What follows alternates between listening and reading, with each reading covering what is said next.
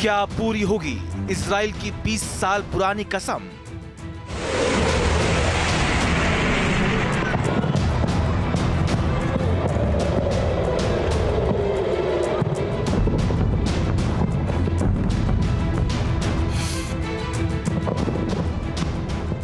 पूरी दुनिया को इस बात की खबर थी कि इजराइल ईरान को बख्शने वाला नहीं है।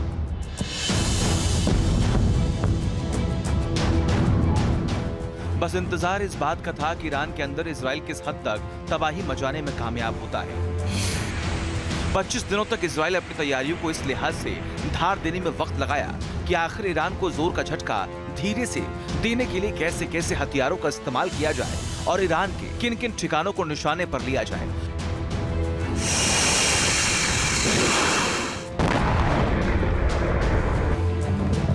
26 अक्टूबर को इजराइल ने 3 घंटे के हमले के दौरान कुछ वैसा ही किया जैसा कि ईरान ने 1 अक्टूबर को इजराइल पर किए गए हमले में किया था।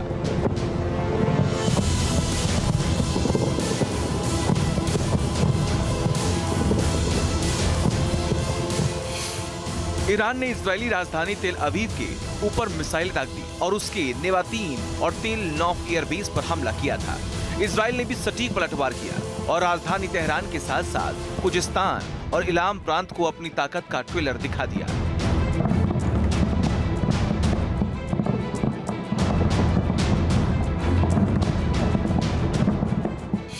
माना यह जा रहा है कि इजराइल ने इन हमलों के जरिए ईरान को आने वाले हमलों की झलक दिखलाई।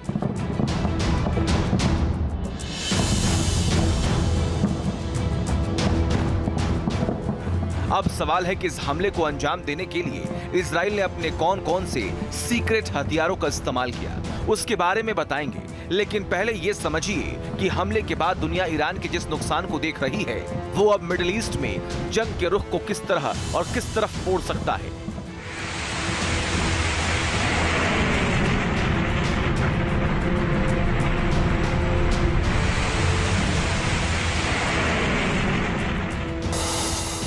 जानकार कह रहे हैं कि ईरान को मटियामीट करने की इजराइल की 20 साल की प्लानिंग का ज्यादातर हिस्सा अभी जमीन पर उतरा नहीं है, क्योंकि इजराइल की कई मिसाइलें तो सिर्फ ईरान को ध्यान में रखकर ही बनाई गई थी। सितंबर में इजराइल ने 1800 किलोमीटर दूर यमन में हमला किया था। तब अंदाजा लग गया था कि ईरान पर जब भी हमला होगा इजराइल इसके लिए पुख्ता तैयारी कर चुका होगा। वैसे इजराइल से तेहरान की दूरी भी करीब 2000 किलोमीटर की है।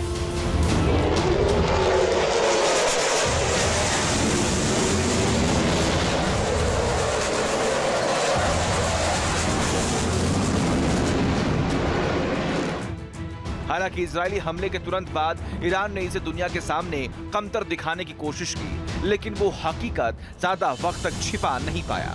ईरान के 20 सैन्य ठिकानों पर इजराइल ने हमला बोला, जिसमें ईरान की बैलिस्टिक मिसाइल की फैक्ट्री तबाह हो गई और रडार सिस्टम को भी भारी बर्बादी झेलनी पड़ी।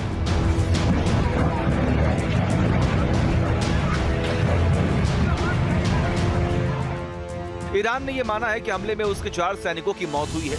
जानकार कह रहे हैं कि ईरान को अपने बैलिस्टिक मिसाइल के इस ठिकाने को फिर से दुरुस्त करने में 2 साल का वक्त लग सकता है। ईरान बैलिस्टिक मिसाइल के मामले में बेहद मजबूत माना जाता है।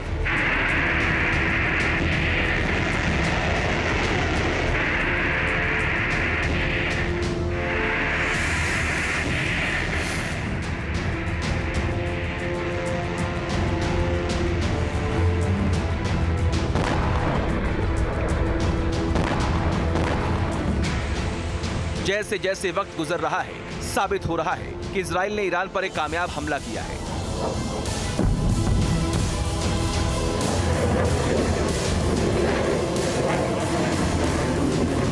भले ही उसने हमलों को सीमित तरीके से अंजाम दिया, लेकिन इसके लिए अपने लड़ाकू विमानों की एक बड़ी फौज को ईरान के ऊपर सर्जिकल स्ट्राइक के लिए भेज दिया था। इन विमानों में वो इजरायली टुडे भी शामिल थे, जिन्होंने दुश्मनों को धूल चटाने में इजराइल को भी कभी निराश नहीं किया। ऐसा माना जा रहा है कि इजराइल ने ईरान के सैन्य और ड्रोन ठिकानों पर हमले को 3 फेज में अंजाम दिया है।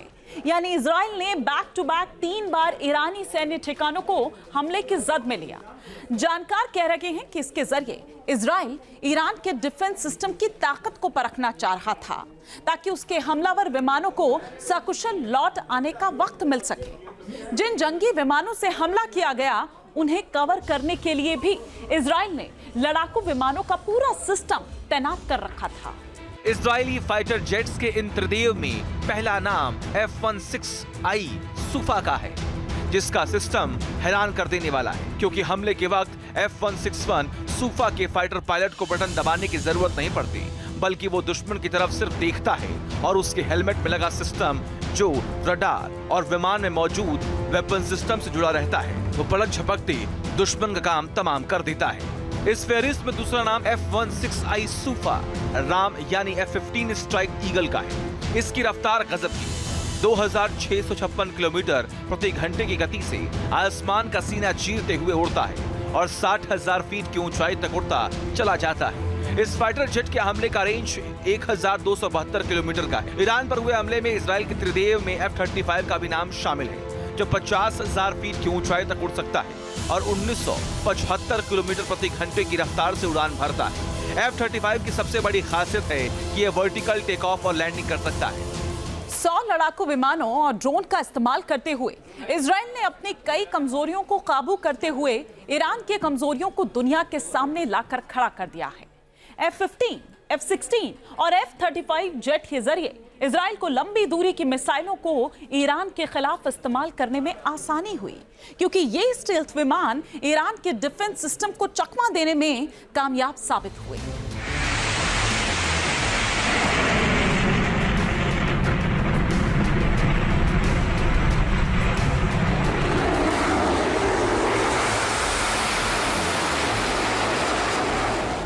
इजरायली हमले में ईरानी सरजमी पर तबाही मचाने वाले फाइटर जेट दरअसल जिन मिसाइलों को लेकर पहुंचे, उनसे ही ईरान के सैन्य ठिकानों के लगभग परखच्चे उड़ गए। ईरान को बड़ा सेटबैक लगा। जानकार बता रहे हैं कि इजरायली लड़ाकू विमानों ने ईरान के खिलाफ इस हमले में 3 अलग-अलग मिसाइलों का इस्तेमाल किया।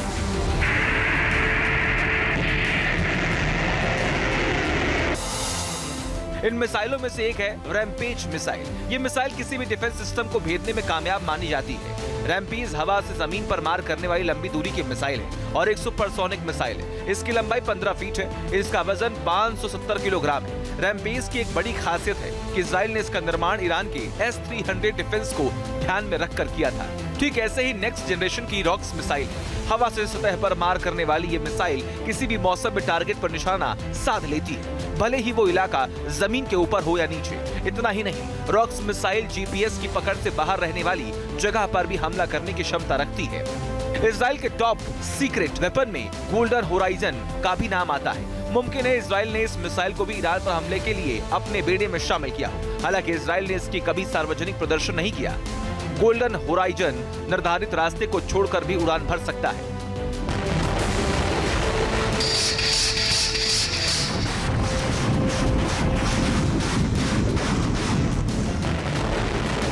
तो क्या ईरान पर हमले के बाद मिडिल ईस्ट में जंग का पलड़ा एक बार फिर इजराइल की तरफ झुक गया है? और क्या इजराइल ने ईरान और उसके प्रॉक्सी हमास और हिजबुल्लाह को जता दिया है कि उनका पूरा सफाया बिल्कुल तय है? वर्तमान परिस्थितियां बता रही हैं कि इजराइल ने एक शो ऑफ कर दिया है कि उसके पास बहुत ताकत है, वो जब चाहे जहां चाहे ईरान के अंदर हमला कर सकता है। वहीं ईरान ये चाह रहा है कि दुनिया को समझाए, विशेषकर अपने जो मुल्क उसके दोस्त हैं उनको समझाए कि ईरानियन एयर डिफेंस काफी हद तक कामयाब रहा है और ईरान को इजराइल के हमले से बहुत ज्यादा नुकसान नहीं हुआ है। यानी कि एक तरह से ईरान भी पोस्चरिंग कर रहा है कि वो भी ताकतवर है। अब भविष्य क्या होगा ये कह पाना बहुत मुश्किल है, लेकिन अभी की अगर हम समीक्षा करें तो इजराइल का पलड़ा भारी दिखाई देता है, क्योंकि उसके पीछे अमेरिका जैसी महाशक्ति का जबरदस्त बैकअप है। इजराइल ने इस हमले को ऑपरेशन डेज ऑफ रिपेंटेंस नाम दिया है, यानी पछतावे का दिन।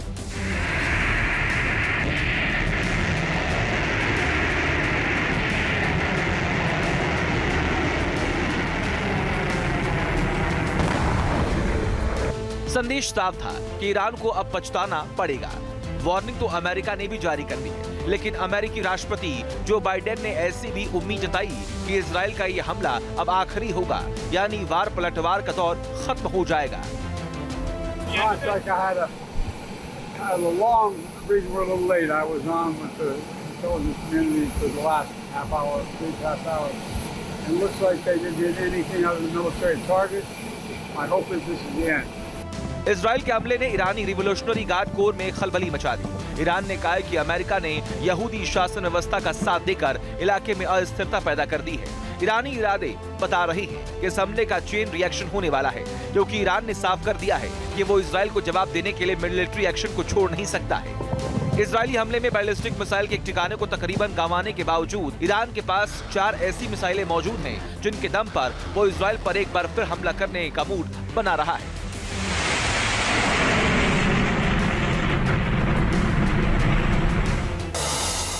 ईरान ने पिछले साल ही फतेह हाइपरसोनिक बैलिस्टिक मिसाइल का निर्माण किया था। 1400 किलोमीटर रेंज की ये मिसाइल 13 से 15 मैक तक हासिल कर दुश्मनों के ठिकानों को मटियामीट कर सकती है।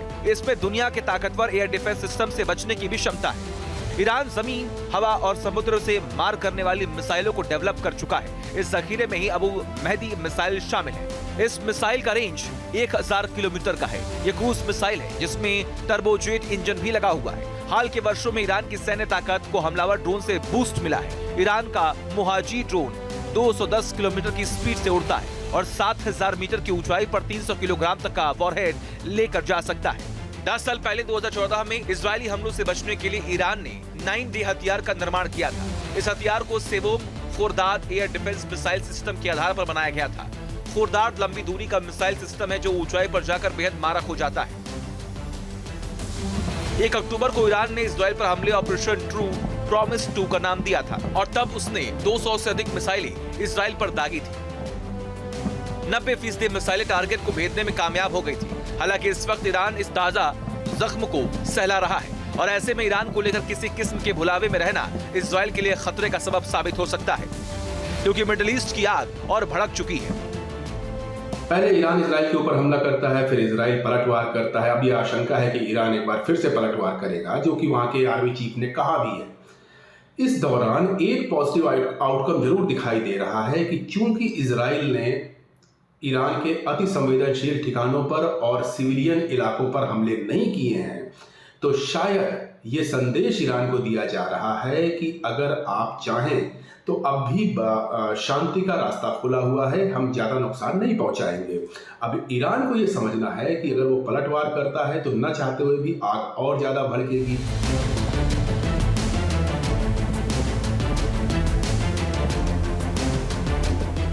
ईरान और इजराइल दोनों मुल्कों ने एक दूसरे को हमले की जद में लेकर आपसी ताकत भांप ली है। 25 दिन के अंदर हुए इन हमलों में स्कोर 1-1 से बराबर है, लेकिन इस जंग को ड्रॉ मानने की भूल करना अमेरिका सहित तमाम पश्चिम मुल्कों को भारी पड़ सकता है, क्योंकि ना तो इस जंग की इंतहा नजर आ रही है और न ही इसके खात्मे की शुरुआत।